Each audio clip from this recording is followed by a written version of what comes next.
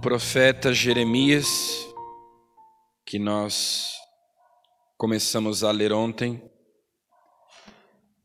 é o profeta que viveu na época anterior ao exílio. Foi ele quem profetizou a destruição de Jerusalém.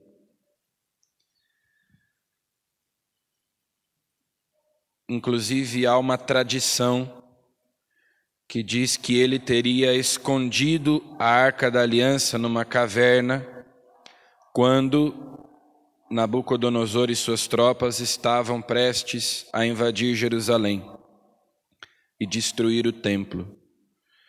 Ninguém sabe o paradeiro da arca. Alguns acham que foi destruída, mas há essa tradição que diz que ele teria escondido a arca, ele mais algumas outras pessoas. Então, Jeremias viveu naqueles anos antes do exílio da Babilônia e profetizou a respeito desse fato, denunciando as infidelidades do povo de Deus que foram a causa, o motivo do exílio. E na profecia que nós ouvimos hoje na primeira leitura, Deus manda ele gritar aos ouvidos de Jerusalém: lembro-te de ti, da afeição da jovem, do amor da noiva, de quando me seguias no deserto. Assim como o profeta Oséias, aqui Jeremias fala da relação de Deus com o seu povo, comparando-a à relação do marido com a sua mulher, do esposo e da esposa. Então ele compara o início desse caminho de Deus com o seu povo lá depois do Êxodo, aquela empolgação, aquele amor apaixonado, e depois as infidelidades que vieram quando esse povo entrou na terra prometida. E Deus diz: apenas chegados,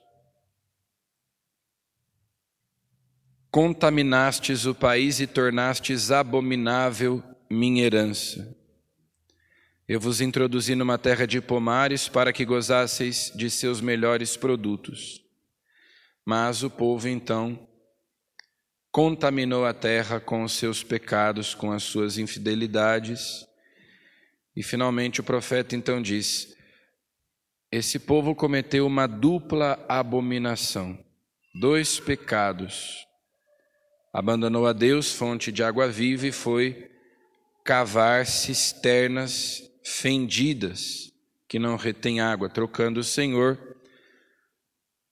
pelos ídolos, trocando o Senhor Deus, o verdadeiro Deus, pelos falsos deuses.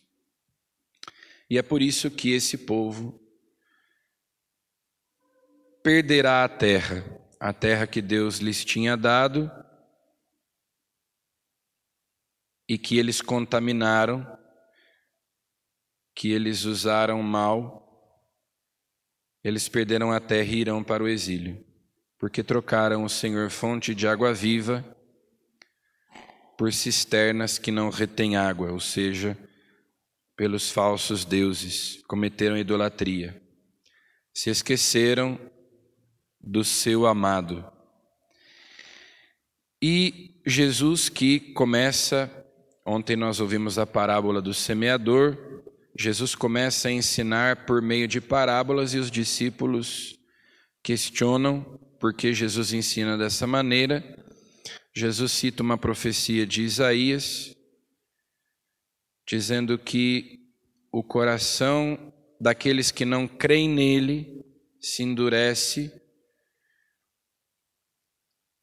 e eles permanecem nos seus pecados por não compreenderem as palavras de Jesus.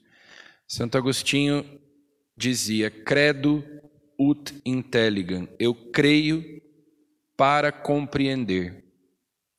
Se nós não temos fé, então nós não compreendemos, como acontecia com os fariseus, os sacerdotes, os mestres da lei.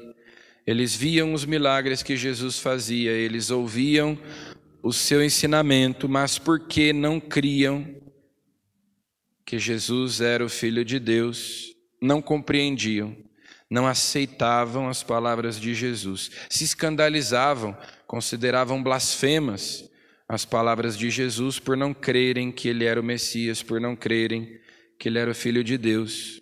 E por isso o coração deles ia se endurecendo cada vez mais. E também conosco é assim. Os nossos pecados, se nós não os combatemos, eles vão endurecendo o nosso coração. De modo que quanto mais nós ouvimos a palavra de Deus, mais insensíveis nós nos tornamos, se essa palavra não nos muda. Nós vamos nos tornando cínicos. Nós vamos nos acomodando, nos acostumando ao pecado, e a palavra de Deus se torna cada vez mais ineficaz. A palavra de Deus é eficaz, mas o nosso coração vai, como diz o próprio Jesus aqui, se endurecendo, se tornando insensível, se nós, ouvindo essa palavra, não nos convertemos, se essa palavra não nos cura. Então peçamos a Jesus que nós não percamos a sensibilidade, o nosso coração não perca a sensibilidade, e nós, tendo fé nas suas palavras, possamos combater o pecado, de modo que a sua palavra nos cure e nos salve. Amém.